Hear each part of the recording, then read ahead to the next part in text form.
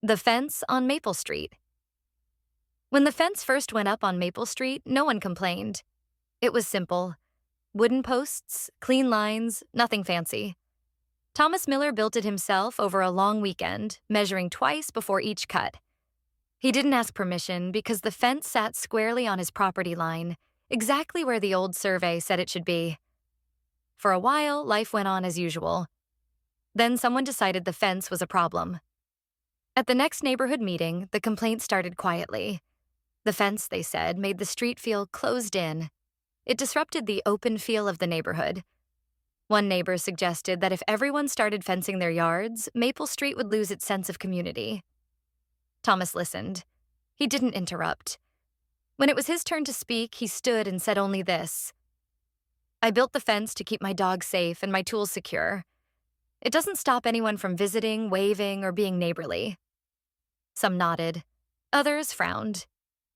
The following week, a proposal appeared on the community board. All new fences must be approved by a neighborhood committee.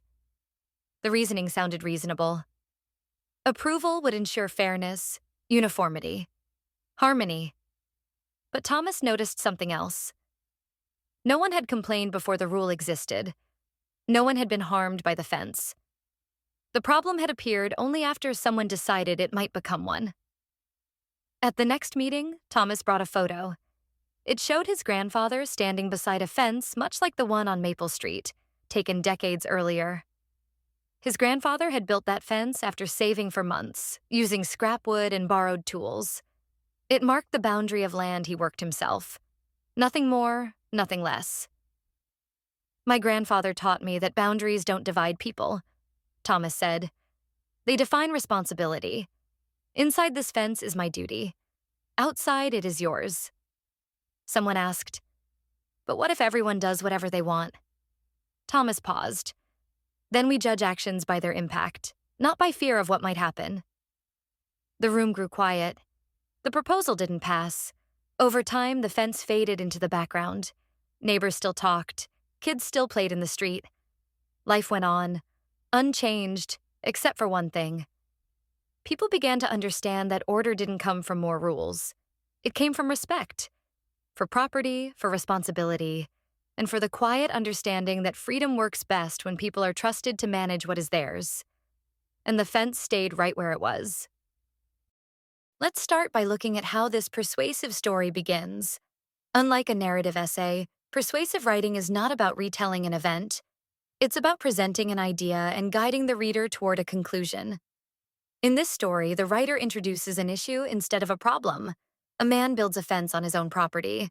It's legal. It's practical. And at first, no one objects. This opening establishes something important. Nothing is wrong yet. That matters. Persuasive writing often begins by showing what normal looks like, so the reader can judge later whether change is actually necessary. Without stating a thesis outright, the writer is already suggesting a position. People should be allowed to manage their own responsibilities without interference. As the story continues, we see the argument take shape. The first key point is that the fence causes no harm. Life on Maple Street continues. No one is blocked. No one is excluded. Then something changes. Not in reality, but in perception. A rule is proposed not because of damage or conflict, but because of fear of what might happen.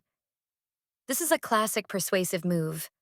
The writer contrasts real evidence with imagined problems. Notice how no emotional language is used. No one is attacked. The argument is built through observation.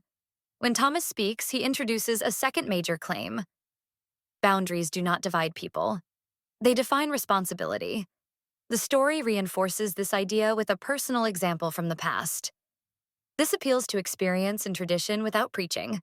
That's effective persuasion. Every strong persuasive essay must address opposition. Here, the opposing concern is simple.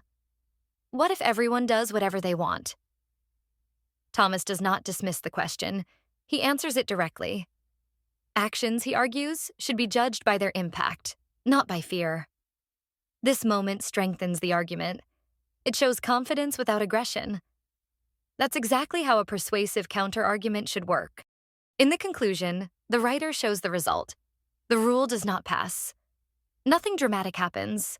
Life continues. And that's the point. The story ends by reinforcing the central idea. Order does not require constant control. Community does not require constant permission. The final message is persuasive because it feels earned, not forced. The reader is led to the conclusion, not pushed. In closing, persuasive writing doesn't always argue loudly. Often, the strongest arguments are the calmest.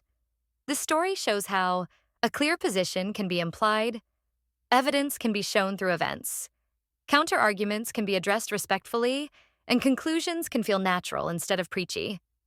As you write your own persuasive essays, the goal isn't to tell readers what to think, but to help them see why a position makes sense. That's persuasion done right.